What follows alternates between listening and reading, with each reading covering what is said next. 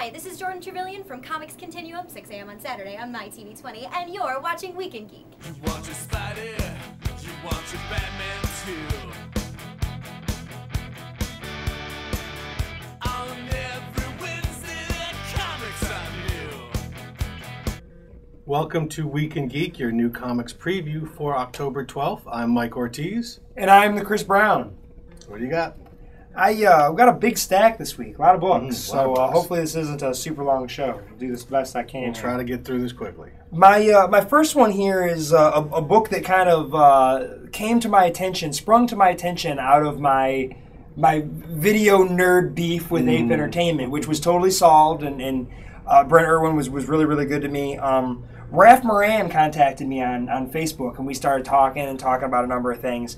And he's like, well, still, I hope that wouldn't, keep you from trying out my book. And I said, well, and I'll be honest, it probably wouldn't have even caught my attention had we not had that conversation. And so I ordered them, and it was one of the first things that I made sure I read so that we could kind of talk about it this week. And I liked it. What I just said to you a minute ago is it gives me feelings of Nightmare on Elm Street 3 Dream Warriors mixed with Morning Glories. That's got to appeal to a lot of you out there. I think this book's worth trying.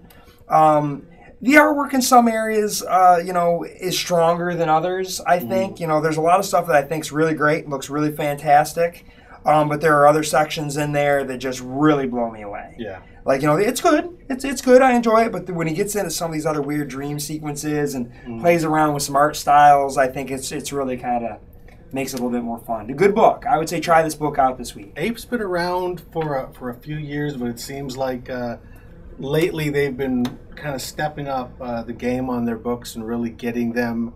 They were always kind of a small outfit. Yep. Mostly kid stuff, mostly all ages. A step above, some fan stuff. Even before the kid stuff, there was some superhero stuff. Oh, okay. A lot of it didn't come out in a timely manner. Some of it didn't finish. It was definitely a kind of a step above self-publishing, but now they've really grown into a real comic book company. Absolutely. Which is nice to see. Absolutely, yeah. They've got some nice licenses and doing some fun stuff. And this Dream Reavers, which I would imagine is a creator-owned title, is pretty fun. I like it so far. Cool. Next up, we've got American Vampire, Survival of the Fittest, number 5 of 5. Our Snyder for the week? Yep, Snyder for the week. Is it the only Snyder this week? I think it is the only Snyder this week. The only Snyder this week. Wow. Hot diggity. So this is, wrapping up the story of Nazi vampires in World War II. The Nazis working on a plan to infect everyone with vampirism to win the war, and how our lead characters fit into all that. A fun book so far. Nazis and vampires. Yeah, what a combination. Yeah, it makes the bad guys easy to not like. Nazis and vampires? But boo. Are they sparkly Nazis? They are not sparkly Nazis, which would be a totally different thing. Yeah. Issue number 2 of Ghostbusters. I was trying on a whim on that first issue, and I ended up really liking it. Yeah. It feels like they're paying. The movies happen, and they're totally the movie. But I can't help but have a little affinity, kind of feeling like there's a little of that cartoon in there too, the real Ghostbusters cartoon. It's really fun. I think the artwork is just fun. It's it's cartoony, but it works for what they're doing, and I really liked it. I think if you're a fan of Ghostbusters, I mentioned earlier today, I said I'm not always a fan of adaptations. Doing a Ghostbusters, comic versus it lives in a movie world. I don't know if I'm ready for comics. I don't know if I'm getting less curmudgeonly or if these things are just working better for me for some reason. Well, IDW does actually a great job of they do of those adaptations. I think Dark Horse kind of set a pretty high bar for a while. Yes. But IDW... Yeah, they've almost picked up the baton. Yeah, IDW's really grabbed a lot of great licenses and have done a great job. They're the only company that's ever consistently published decent Star Trek comics, as far as I'm concerned. So, okay. Yeah. Ghostbusters number 2.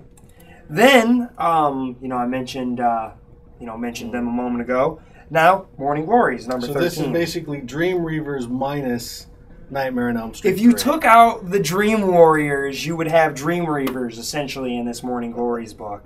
I don't know if anybody's reading this thing, but this book feels a little thicker this month. I don't know if it's because the cover's maybe a little thicker, or maybe feels a little thicker, or maybe we got some more pages.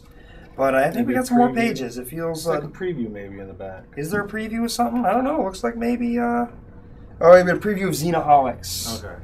Which is maybe that's where our extra pages are, but it still looks a little thicker this month. This book is really kind of stepping things up.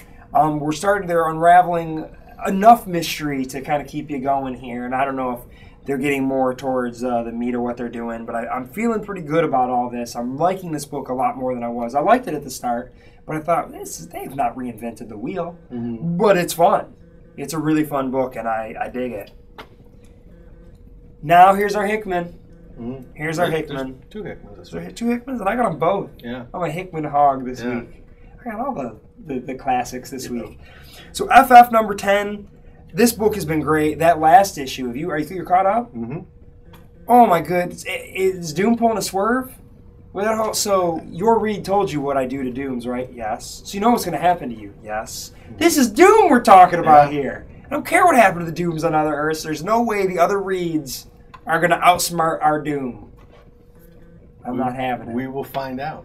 I guess we will. Is this all just See, that's the problem when you're dealing with a book that is basically a bunch of smart people trying to outsmart each other, and all of them are smarter than me. Is I don't know. I mean, I can follow what's going on, but you're kind of like, I don't know. Right before that happened, who's got a plot and a plan and a scheme, and I don't know. Right I'm not before smart that happened, enough to figure the that out. mad thinker says, "Do the unexpected." Yes. Yeah, well, I guess he did. So he did. So yeah, this is basically, I think Chris Smits described this book as a big nerd fight, and that's what it is. And I'm a nerd, so yeah, I like it. Nerd fights. Yeah. So New Avengers 17. This book's been good. They added Daredevil to the team. You know, kind of interesting. I liked how they brought him in the 16, and admittedly I haven't read the 16.1 yet, so I am an issue behind. I thought I was caught up there, but I was not. But the point ones are usually a little outside of. Yeah, but I still feel like I'm some going of to them want it. I've been reading it anyway, but I haven't read that, and I got to get caught up on this. But I feel like this is almost getting more to comics. We're almost past just the talking head storytelling. You know, that Daredevil issue was fun. You know, there were some fights in there, some action. Yeah, there was the talking heads, but it felt a little nostalgic and had some sentimental stuff going on there. I thought everyone finishing each other's sentences. And, yeah, it was good. I like that. I'm a sucker for some sappy stuff sometimes. Punisher number 4. I have been liking this Punisher book. I am surprised. I've not liked a lot of Greg Rucka stuff. I liked some of his stuff on Batman. Liked some. It's not that I dislike Greg Rucka. It's just I wouldn't pick up something just because of him. And I don't read Punisher, but I picked this up because I wanted to see what Greg Rucka would do with Punisher, and I'm liking this. It is. I don't know how long I'll stay, just because I'm a sucker for shiny objects, and I'm easily distracted. You know, some other superhero will come along and hike up their knee highs and show me a little superhero leg, and I'll be off to the next book. But I'm liking what they're doing right now. I think it's fun. It's kind of a perspective of this cop who's working with Punisher, and a lot of interesting things going on. They actually used that new Vulture character that I thought was terrible in Spider-Man. Yeah. I thought they used that pretty well because they're doing a mob thing, and the mob was using him. He's a former mob guy. Pretty good. Then Shield number 3. It's Shield. More Hickman. It's Shield. It's high concept. All the smart dudes throughout time shaping our time and then having a big war with each other. If you're not reading this by now, you're probably not going to read it. You're probably not going to, but you should be. You might really be missing something fun because it's fun. And get the collected edition. I mean, it's never too late to catch up on a book that comes out 6 times a year. Right. Yeah, and the book is just awesome. But again, maybe not everybody's cup of tea, but certainly mine. Now we're going to get into our new 52s here. Batgirl. I thought the first issue was just fine. I'm basically just trying things out. I want to see what they're doing here. Curious about Barbara Gordon. I thought it was a fine first issue, kind of getting us into what they were doing. Glaze over. Well, one day, just, I'm not paralyzed and I'm good and let's do this thing. Mm-hmm. Okay, I'm in. They're trying to build something. Let's see what they do. Deathstroke number 2, I felt like the first issue was literally just introducing us to Deathstroke. They took 22 pages to do it, and it was kind of fun. It showed you how, merciless he can be. I have no idea what to expect out of this. Clearly he's not working with the team that he slaughtered at the end of the first issue. But I thought it was interesting just to show you where Deathstroke stands. Now this one's probably going to be our real first issue. That felt more like a 0 to me. That was like a 0 issue. Now we're going to get into it, hopefully. Frankenstein, Agent of Shade. I love Jeff Lemire. He's also one of those guys for me. I think he is doing some really, really good stuff. Again, can't say enough about his Animal Man. And I'm a sucker for Frankensteins and that sort of thing. And I love it. I like the whole idea of this team of monsters. Mm-hmm. I did not love the first issue. Mm-hmm. It was not as good to me as the 3-issue miniseries in Flashpoint, but he's getting somewhere. I know he is. He's just setting it up. Maybe for those people that didn't read, the Flashpoint, and again, he made it a little different. It's quite different because obviously it's not going to be the same stuff. Yeah. But I'm really excited about this. Really excited about this book because I know it's going to be really fun. Now we got My Greatest Adventure. This book, it features Tanga, who I'm not even sure about, Robot Man, who I'm always intrigued by, and Garbage Man, who has kind of got almost like a sludge thing going from the old Malibu comics. He's an older DC character. The thing that catches me about this book is that sludge story is oh no, that's not the one. Which one was? I thought there was one in here that was. Oh no, I'm confusing books all of a sudden. There was something that I didn't pick that I thought I had. And I'd like to give a quick shout out to the Unexpected book over there, the Vertigo #1, because there's an Alex Grecian story in there. But this looks like it's going to be fun. I like the Garbage Man character. He's kind of a monster. Yeah. That's kind of what I'm excited about. And Robot Man is just one of those, fun. This is the Doom Patrol Robot Man? This is he's a little different. Okay. But I think he's supposed to essentially be from that legacy. He looks different. And I like those Silver Agey characters, but he might be a new take on it. I don't know because he looks a little different. But I'm curious about My Greatest Adventure, which is only a 6-issue mini, but. Then Suicide Squad, liked that first issue. It's not my Harley Quinn, but, they're trying to do something different, and I thought that it was a neat idea. They basically sent them all on a mission to see who would break, and it wasn't a real mission, and all right, now we've got our team. The rest of you suckers screwed up. All right, let's do it. I thought that was pretty fun, liked it. Superboy #2. I only got about halfway through this and got distracted and didn't get to finish my Superboy there, but it's not Connor. Which I'm still a little whiny about. I'm going to whine a little because it's not Connor. But I'm curious about a Superboy book because that character really made me like Superboy. And I'm liking the new 52s. Now this is similar to the Superboy that's in Young Justice. Is that right? From what I understand. It's a little bit more like that. I mean, it all kind of spins out of the stuff with Connor. They're created by Cadmus. I don't know if it's Cadmus. Cadmus or Star Labs, one or the other. Yeah. So there's still that element of they're created in a lab, but it seems like this and I guess the Teen Titans are going to be kind of similar to the sort of conspiracy story and stuff that's going on. So if you like Young Justice, this is definitely kind of in that ballpark thematically, even though it's different characters and not really all ages like the Young Justice book. Okay. Try out Superboy. Then here's one I'm excited about. Obviously, I'm excited about this one. Yep. Shade #1. It's going to be a 12-issue, I guess, maxi series. James Robinson's doing the art. It's really too bad they didn't get Tony Harris to come back and do this, but Cully Hammer's doing it. Well, they're getting different. This is a rotating. Oh, is this going to be rotating? Yeah. I know Jill Thompson's doing an issue. Oh, that'll be pretty. Probably going to get a bunch of people who Robinson has worked with before. Maybe there will be a Tony Harris. That'd be nice. Some point, but yeah. Oh, it looks like Deathstroke's in this. And so that'd be fun. I love the Shade character. James Robinson, made famous by Cry for Justice. Gay for Justice? That's I loved his Starman book when he was doing that back in the 90s. I think that's one of the gems of the 90s. Yeah. You've said this before, how everyone bags on the 90s, but I think that's an example of superhero books done right in that time. Yeah. The Shade was a huge piece of that, and I have the Shade tattooed on my arm. So this is something I'm really excited to read. Is this going to have shades of my old Shade, or is this going to be all new Shade? I guess we'll find out. Looks like the Starman's in there, the Alien Starman, which obviously James Robinson's always liked. In the present? I believe it's set in our present. Because there was a Shade miniseries years ago that was like different eras. That was a good one. But so yeah, excited about that. And that is the brunt of my stack. What do you got?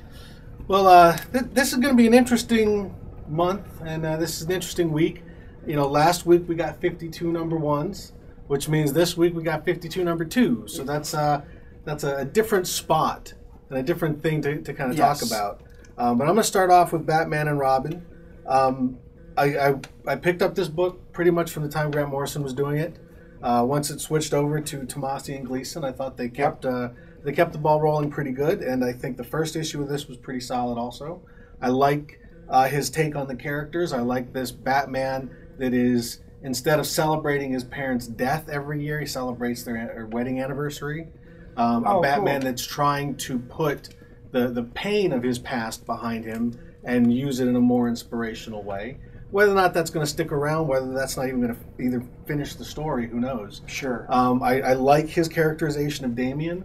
The only problem at this point, and again, we only had a number one. I don't know what's going on in this book. So the characterizations were good. You're kind of dropped in the middle of something. I haven't had a chance to read that number one yet. I mean, it's the first 20 pages of a story that the bulk of the story hasn't really hit yet. And that's going to be, I think, a common theme with DC throughout the month, is this is basically, part 2 of 6 or 5 or whatever. Okay. But I liked the book before. I love the artwork. And this is it's not up to Snyder's Batman book. This is probably the second best of the Batman books, as far as I'm concerned. The next number 2 is Demon Knights. I won't lie to you, I was disappointed in number 1. Were you? I kind of liked it. I mean, I expected a little more from Paul Cornell because he's been blowing me away with his Lex Luthor story. That's exactly it. It's not that it was bad. But I liked it. I had already tucked away some of my expectation because I knew I wasn't getting a rhyme in Etrigan. Right. See, I didn't know that either until I started reading it. Wait a minute. I already knew that, so I'd already gone, So it's, generally... I liked it. I like the art was great. Fantasy stuff. But yeah, I was expecting more out of a sword and sorcery book with the demon, written by a writer that's been doing fantastic stuff. Yeah, Stormwatch number 1 I wasn't a big fan of. So the first one was solid, but not great, not what I was expecting. So this is definitely one of the 52 that's kind of in the probationary period. Okay. This issue, maybe one more to just sort of kind of wow me, or at least grab me really good. So far it hasn't, but I'm still giving it a shot. I think it'll get somewhere. I think Paul Cornell's a decent writer. Yeah, I was surprised by how much I was kind of like, this is not as good as his Action Comics run. Next up is Green Lantern. I talk about this every week. Green Lantern, probably my single biggest comic book collection. I like the Sinestro as Green Lantern story.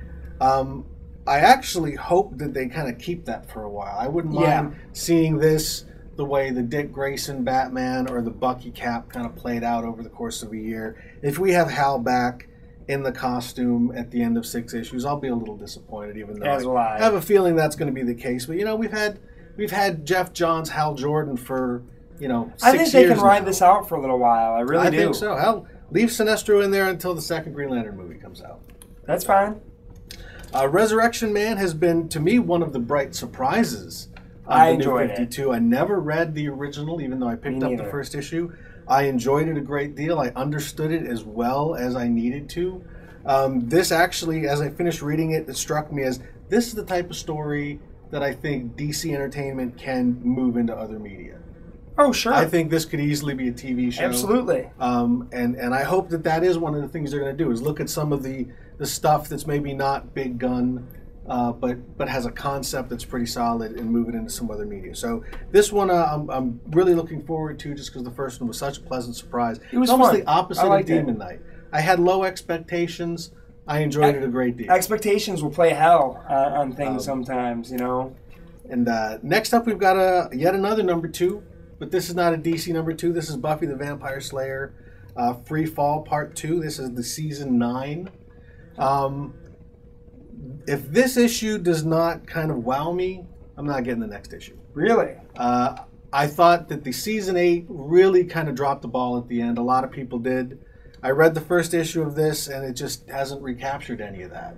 So, at a point when there's a lot of stuff coming out that's competing for your dollar, you got to do a little bit better when you've got a character that I really like. I watched every episode of the show. I like the season 8 to begin with. There's so much kind of going for it that if you can't deliver something a little bit more solid than what they delivered, then I'm just going to move on to something else. Especially because if it's that good, I can always pick it up in trade, because that's one thing that the last one showed is this book ain't coming out on time. Another number 2, Pigs. Now, actually, How was that first one? Over the weekend, I was out of town for a while. I was traveling, so I decided I was going to catch up. I am now caught up on all the books I have here. I am caught up. I am up to date. I was getting tired of, well, I haven't read this in a couple of months, and I'm sure you were too. So I did read the number 1 of this. It was actually pretty good. It was not what I thought it was going to be. For some reason, I thought Pigs was going to be a cop reference. It's Bay of Pigs. Oh, okay. So it's basically Russian spies that went into Cuba during the Cuban Missile Crisis in the Bay of Pigs and have been undercover there. And their kids, second-generation spies, are now coming in from Cuba to the United States to help overthrow the government. So it's a weird kind of strange Cold War, post-Cold War story. The art's a little weak in spots, even though the cover's fantastic. But it was a clever, interesting story. So I'm willing to give it another shot, just because I like me a good spy story every now and again, especially a good Russian commie spy story. Those are the best kind.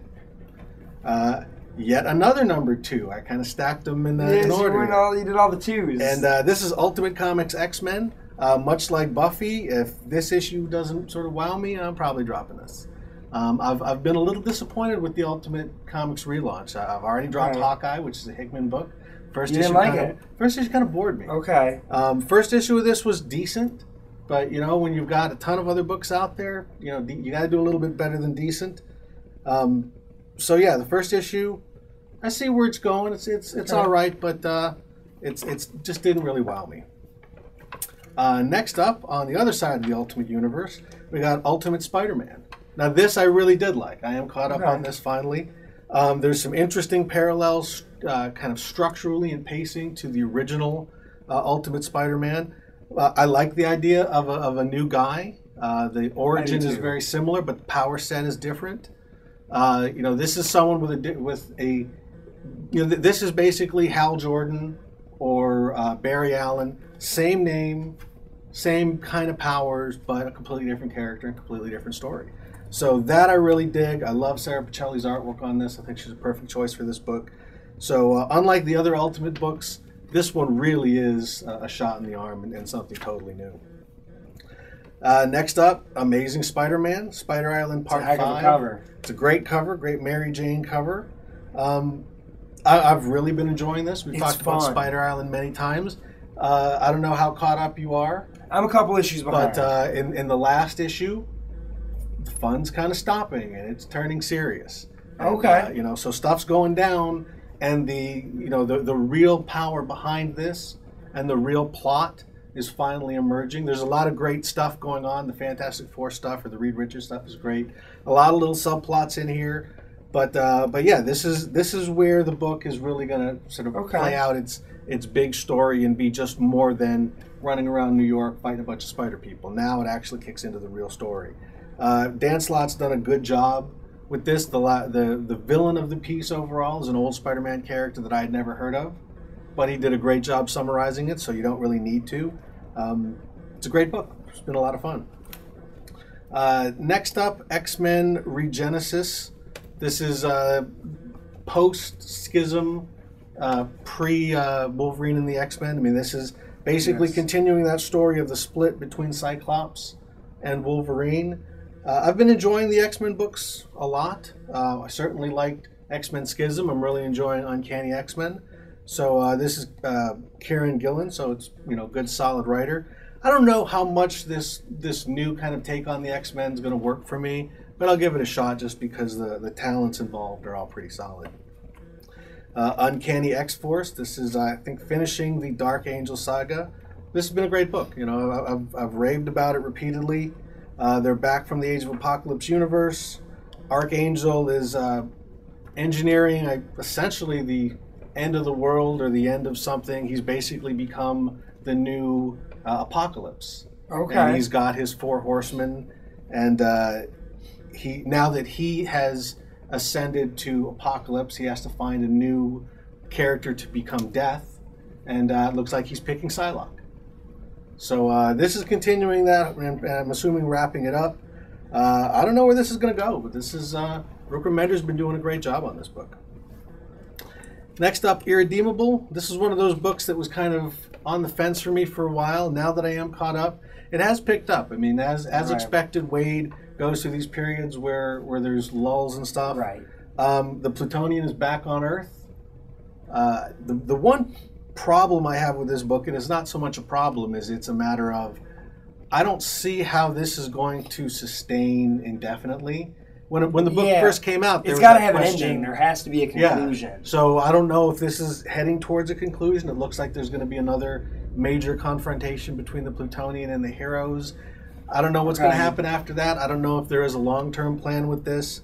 I hope it's coming to an end, not because it's bad, but because there has to be an end game. Yeah, at some point, like that doesn't. The concept doesn't really apply itself to going on forever. I don't want to see everybody they beat the Plutonian, and then a year later he's back, and they beat him again, and a year later it's back. Now he's just the new big bad. That's So it's been good, but I'm hoping that either there's a twist coming that I'm not seeing, which easily could happen with Mark Waid, or they've got an end game with this that might pay off. Next up, Glamourpuss. This has been kind of odd lately. It's shifted a little bit away from the just analysis and history of photorealism. Okay. He spent 3 issues talking about a car ride between 2 comic strip artists. The car ride, shortly after the car ride, one of them dies. Okay. So he's kind of speculating as to what led up to the tragic death. I think it's Stan Drake. I don't know if it's Drake or if it's the other cartoonist he's talking about. So it's really kind of strange. There's a lot of weird speculation going on. It's really focusing on the relationship between these 2 artists. He finds these weird little minutia things to focus on. The artwork is great. As always, I skip all of the stuff with the models at the beginning. Okay. It's great artwork. You can look at it, but it's basically not worth reading. But as far as a history of photorealism and comic strips, this has been a great book, even though now he's very interesting. Really getting into some minor stuff and some weird He's a bit narcissistic and weird, but I think that was one of the strengths of because I read the first issue. Yeah. It was like, this is either the most just self-congratulatory thing I've ever read or the most brilliant. I couldn't figure out maybe which. Both. Possibly both. Next up is Unwritten. This has been fantastic. I was 3 issues deep on this, and now I'm finally caught up. And they're playing. It jumps back to the golden age of comics. Okay. There's a character in there, the Tinker, which is kind of factors into all of this. They're still revealing a little bit more about Tommy. Okay. I don't know what more I can say about this book. It's really smart. It throws you curves. Definitely feels like there's an end game in this. And it would almost have to. You get little bits and pieces, and really this is the kind of the heir to books like Sandman, Preacher, things like that. We've got a really good, tight, long form story that delivers every month, and then delivers kind of a good set story and keeps moving forward. So great stuff. If you're a fan of Vertigo books, if you're a fan of Harry Potter, if you're just a fan of good writing, if you have an English degree, you'll probably like this book. Yeah, if you're a lit major. There's a lot of references I don't get. And so that's the bulk of my stack. My top one here. I'm kind of excited about this one. This one's kind of fun. I got Legion of Monsters 1 of 4. It is a miniseries written by, now this just cracks me up. It is written by Dennis Hopeless and drawn by Juan Doe. It's almost like they're not proud of it. I don't know. I'm not really sure. The art's incredible, honestly. It looks really great. A guy named Hopeless writing a book about monsters, and Juan Doe. That's just funny. I love Morbius. I'm a big fan of Werewolf by Night. I really like these characters. I think they're fun. It's reminiscent of the old. It just reminds me of 70s Marvel comics. Now, they use these Legion of Monsters in the Frankencastle, so I imagine they're probably riffing off of that a little bit.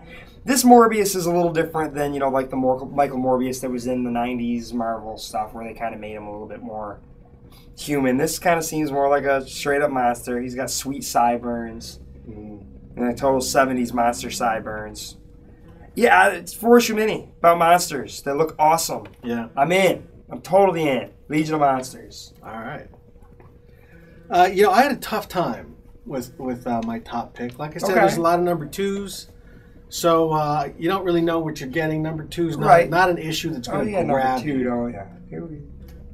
I do have another number 2 Are you doing your thesis on the number 2 tonight? Yes. It's a magic number. This is IDW's The Cape. Is that 3? Number 2. We'll stick with the 2 for now. But I had a hard time picking because it's kind of like nothing jumped out. Okay. There were no big launches because they're all number 2s. Cape's been good, though. Like, Cape, technically, that's the number 3. It is kind of the number 3, although I didn't remember a whole lot. Did you not read the one-shot? I did read the one-shot. Okay. I didn't remember the details until I got into it. Okay. But after finishing that, after looking over this, I just kind of figured which one am I kind of looking forward to the most in terms of I really do want to know what happens next. Most of these other books, a lot of the DC books, it's good stuff, but I know that number 2's not going to do anything except, try and give me a reason to buy the number 3. Right. In this one, the last issue was so interesting and so clever. Who calls late at night? I don't know. Just ignore that. Anyway, so the Cape, the last issue was a lot of fun. This is the one where I'm just kind of like, I really want to know what happens next. It's a story of a guy who's got a cape that makes him fly. And started out as this blankie. And he's kind of a jerk, and he's kind of evil.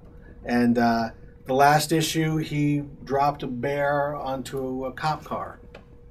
That's kind of awesome. Yeah, I mean, the cops were kind of onto him. Yeah. So he drops a bear. He grabbed a bear, flew over the cop car, dropped the bear in. The bear ate up the cops. I was like, and I would never think of how, when you come to how am I going to get these cops off my back? Dropping a bear on him that he abducted from the zoo, never would have crossed my mind. So this is a clever guy. But Joe Hill's a good writer. Absolutely. Great artwork on this. And just for some reason that storyline just sort of clicked. And it's the one with it's the number 2 that's got the greatest chance of something really unexpected happening. And that's kind of what I'm looking for. So that's why I made it my top pick. Right on. Yeah, I'm looking forward to that one as well. I'm a little behind on the one. I love the one shot, but I got to get caught up on that. But solid book. And so that is your Week in Geek.